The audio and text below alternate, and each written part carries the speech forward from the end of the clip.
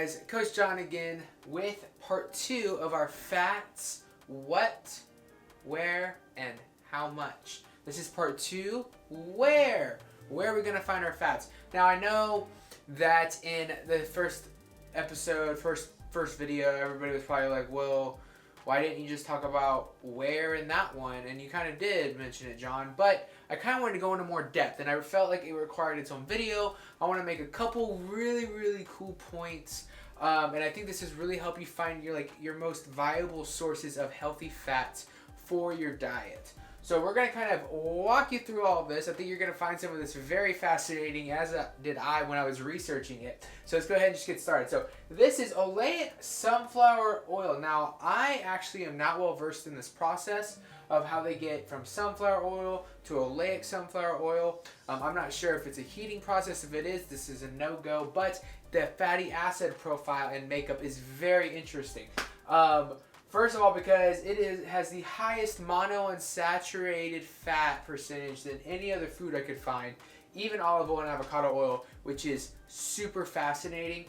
It's got the lowest polyunsaturated fat ratio, which is awesome, only at 9%. Well, other than meat, but based on vegetable oils alone.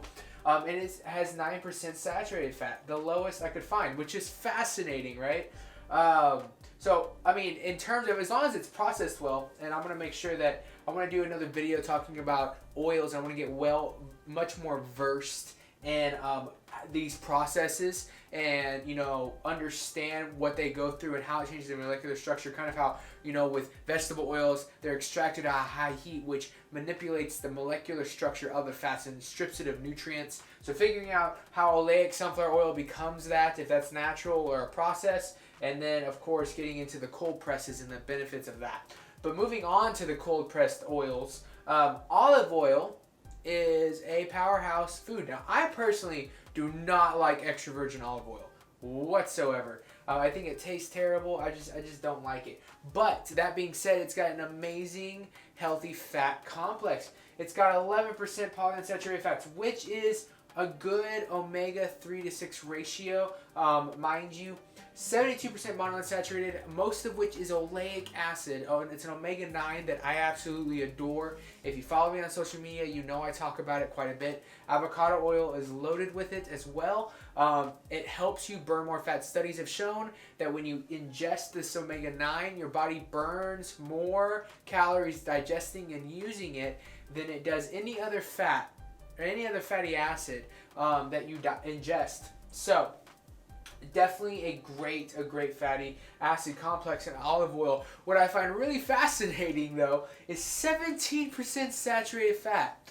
And you would think that, if saturated fat was so bad for us that we wouldn't be able to eat any of these, because, I mean, look at avocado oil, 23% saturated fat. That's a lot, by American Heart Association standards. We shouldn't be able to eat that, but we can, and we live great on it, and we feel good on it, and we all know the power of the avocado. Avocado also obviously has a low polyunsaturated fat, great omega 3 to 6 ratio, and then 59% monounsaturated, of course, like we said earlier. A lot of that coming from that oleic acid, which is just so nutritious for you.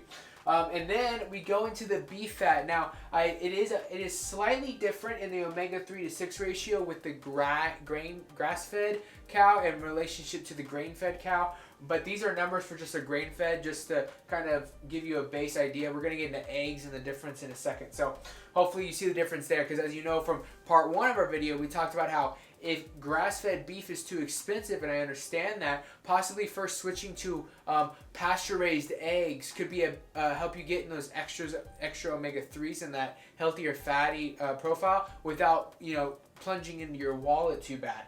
So for the beef, we got 50% saturated fat, right? Everybody knows that animal fat, saturated fat. It's firm, like we talked about in the first video. It's got a stable carbon chain, and so it's very dense. It's solid. That makes sense. What's fascinating, though, is it's 45% monounsaturated. 45%. That's crazy. We've been taught our whole lives that beef is 100% saturated. Animal fat is saturated fat. It's not. Only half of it is. There are so many healthy fats in beef and fat-soluble vitamins in beef fat that if people don't eat it, they're completely missing out on, guys. 45% monounsaturated and 5% poly, which is a great number. And we're talking about those ranges anywhere from 40 to 50% saturated, 40 to 50% monounsaturated, and 0 to 10% or 4 to 10% polyunsaturated.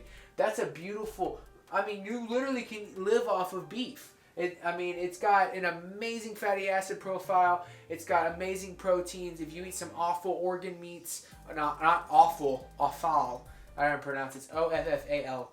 But if you eat the organ meats like the liver and kidneys, you're going to get some amazing vitamins. I mean, you can literally live as a carnivore off of beef and nose-to-tail eating, hands down. So, that brings us to the last point of this video, the last little bit of fatty acid profiling, where you want to get the majority of your fats from. Eggs.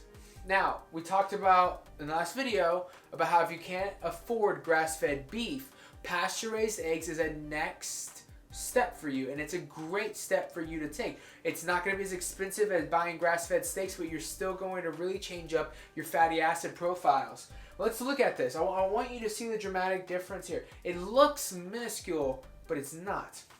So a normal egg has 60% saturated. A pasture-raised egg has 50% saturated. Now saturated's not bad, but this doesn't tell us that this is better than this. It tells us that this has more room for other fatty acids that this one does not, which makes this one potentially better. Make sense? So it's not that this is better than that. It's that this leaves room for more of these, which could make it, for overall fatty acid complex speaking, better than a normal egg. So let's move on.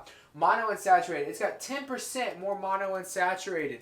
That's an amazing, now that does make it better. Having more of those healthy fats, having more of those monounsaturated fats is going to be great for fighting inflammation, cell membrane walls, you name it, it's going to help. And helping you, a lot of monounsaturated fats can help you digest and utilize polyunsaturated fats, which is awesome. And then you've got the polyunsaturated fats. Now this is where it gets fascinating. Look at the difference. What do you see here? I'm going to zoom in for you. Both are at 5%, right? But look at that. Omega-3, the 3, right? Omega-3. O3. O3. Omega-3s. Now, while they're both 5% polyunsaturated, 0.66 grams. So you got to think an egg is about 5 grams of fat. So 0.66 grams of fat coming from omega-3s in this one, and only 0.22. Guys, that is 3 times as much. 3 times as much. That makes such a huge difference when it comes to your omega-3 to 6 ratio. That's huge. Huge. Guys, so I definitely think that if you cannot afford grass-fed beef, switching to pasture-raised eggs is worth the monetary sacrifice. You're still going to save money because you're not buying the grass-fed meat, but you're buying pasture-raised eggs, and that is a dramatic difference. I mean, if you eat 3 eggs a day, that's almost an extra 2 grams of omega-3. That's a lot of omega-3, and that's really going to help balance out those omega-3 to 6 ratios, which is going to help fight inflammation in your body and so many other amazing benefits. So yeah, guys, that is it. That is where I think the majority of your fat should come from, is these 5, and definitely the sunflower oil. Please let me know your thoughts on that. I thought this was quite fascinating, and I wanted to share it with you guys. But yeah, I hope you enjoyed the video. I hope you enjoyed this series. If you have anything else you want me to break down or talk into deeper, put it in the comment section below. I hope you learned something. I love you guys. Till next time, Coach John out.